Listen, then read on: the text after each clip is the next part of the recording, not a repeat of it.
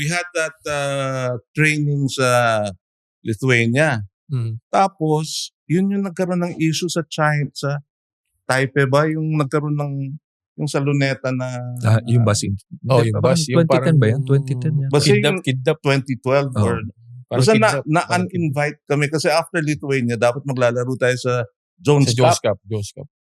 Habang nasa Lithuania, nagpadala yung Taiwan ng yung Taipei Federation, we were uninvited. Yun yung term. We are really sorry to say, but your team has been uninvited. So naghanap kami ngayon, scramble kami ngayon kung saan kami lalaro pa. Tuloy naman kami, nakahanap kami New Zealand. Patulong kami dalawa, si Coach Tab at isang Filipino doon, New Zealand. So, imbes na maiksi na naglalaro kami, nakahanap pa kami ng mas mahabang stay. Mas intensive. Competitive. And at the same time, mas nabuo. Kasi malayo na ang magaling dito sa mga player. Pag nilayo mo sa mga pamilya nila, mga anak nila. Kasi yun lang naman yun ang main distraction nila. Nakakapag-focus sila. And then, we give them time at the end of the day. That's when, di ba, ewan ko, wala pang Viber nun. Skype. Lahat sila nakatutok sa kanya-kanyang laptop at iPad. Kala mo lahat, mabait. Parang mabait na... Jajagin na kami sa beach. Matutulog na kami, honey. Ganyan. Pero pag sarado nung laptop, di nila alam. Nakapantalon sa baba. Pajama sa ibabaw. Pajama sa ibabaw, pantalon sa baba. Mga misis, mga girlfriend, loko lang. Parang hindi kayo bo. Hindi, pero yun. So, we'd have that. And then, pag malayo yung biyahe, that's why nga, I think it's very effective also for teams to have that. Hindi ka pwedeng ensayo lang ng ensayo. Lalo na yun na metro city setting na practice uwi. Hindi mo mabibuild masyado. Unless yung matagal naman kayo. Kaya di ba yung ibang mga teams, even in the PBA or other, even college teams, nagka-camp. Whether dito lang sa Pilipinas.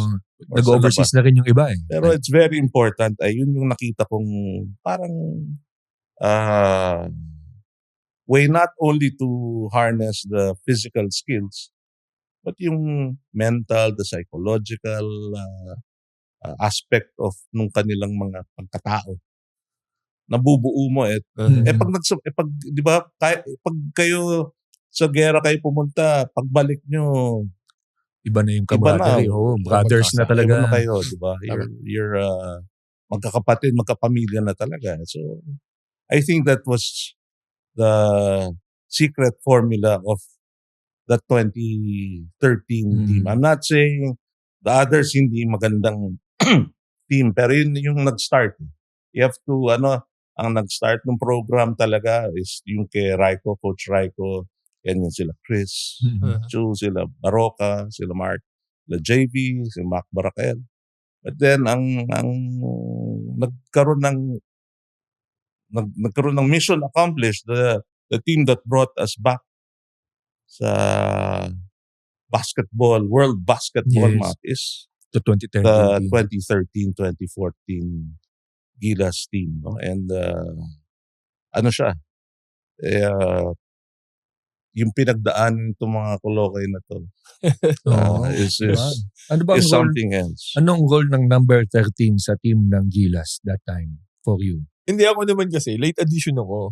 So parang kumbaga ako, ang ko lang dun is, kung ma-line up ako, then okay. Kung hindi man, okay lang din. Kasi pero sa training talaga, kumbaga ikaw din napapahirap sa kanila. Sino pa napahirapan mo doon? Japet, Junmar.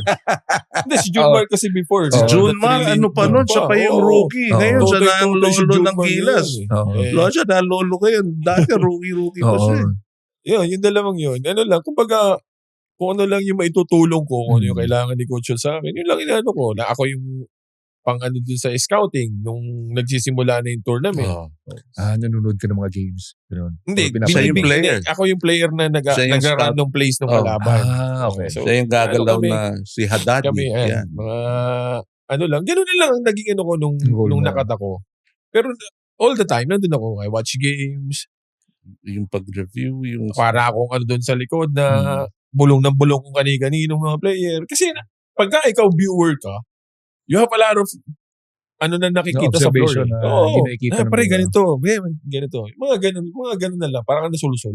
Sa likod. Active si boss sa likod behind the bench na tayo nga to. Buti Ganun lang. Buti at alam niya yung pinagdaanan. Mahirap. It was a 13-man team and ano yun nung nag-cut tayo sa Sa New Zealand. Sa New Zealand. Sa Isa tinawag ni coach lahat ng umpisa tapos ito sabi na unahin ba natin o hulihin natin yung kakat natin? Sabi ko, ikaw bahala ka. Tapos sabi niya, hindi, kuha tayo ng sama natin yung mga iba. Si Jimmy. Sino pa ba ang mga nandun sa kwarto? Ang witness ba? Parang si Larry. Larry Marcus, di ba? Yeah. Yan. Sinabi niyo lang na kasi ikaw yung na-final. Tsaka straight. Wala nang mga...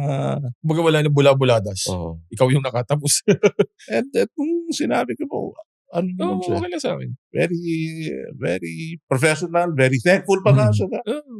Hindi siya thankful na nakat, pero thankful siya for the experience of being part of the training, part of the program. And sinabi naman ni that coach shot nila Jong na hindi naman to yung huli. Actually. Tama.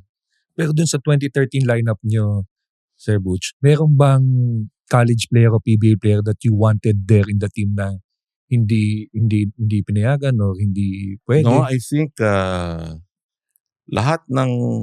kasi pag ganyan naman, ay pinapabayaan ko na sa coaching staff to choose. Hindi naman ako coach. So, utusan. Pag sinabing gusto mo si Bo Belga sumunod, gawa mo ng paraan para makalipad si Bo. Pero I think at that time, they, if you really think about it, the best players in the land at any given time are in the pros. Merong magaling na players sa college, sa high school, at sa iba-iba. Pero the best players are in the pros. And the best players are in the PBA. Kung bubuo ka ng best team mo, has to be the pro players. Kasi they're the best. Hindi mo naman not to take anything away from the college players. Pero sasabihin, di ba, dalas natin, okay yan si Juan de la Cruz. Pero hilaw lang Hilaw pa, kulang pa sa laging term overuse. Kulang sa experience. Pero pag pro ka na, PBA ka na, wala ka ng dahilan na sasabihin, hilaw, kulang sa experience. Over-experience na yung mga yan. Oo. Diba? Overripe ka na. Hindi. Tsaka,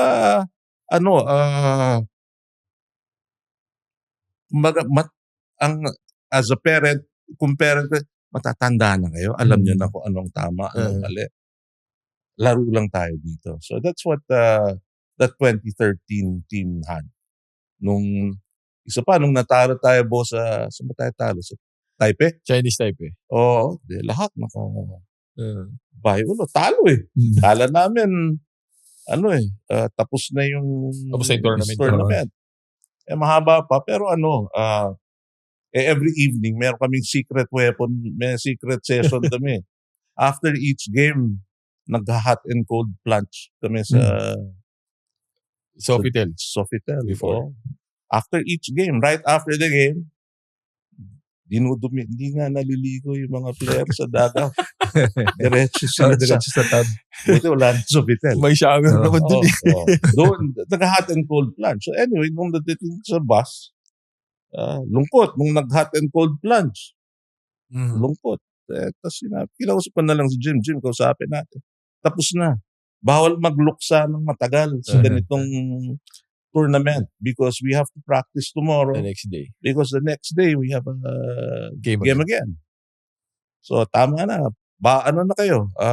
Okay na. Naging 2 hours na kayong malungkot. Kalimutan nyo na yan.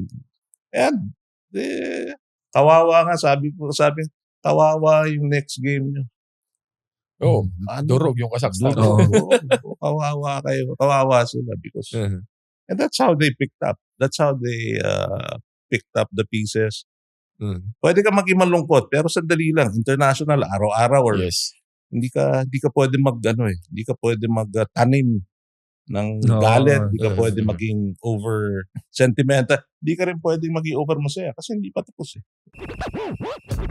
Thank you for watching Balyahan with GB and RDO, powered by Sports Plus, the official gaming partner of the Philippine Olympic Committee. Kung nagustuhan mo ang napanood mo, here's some more videos. Huwag mo rin kalimutang mag-like, comment at subscribe para lagi kang first dibs sa bagong videos ng Balyahan.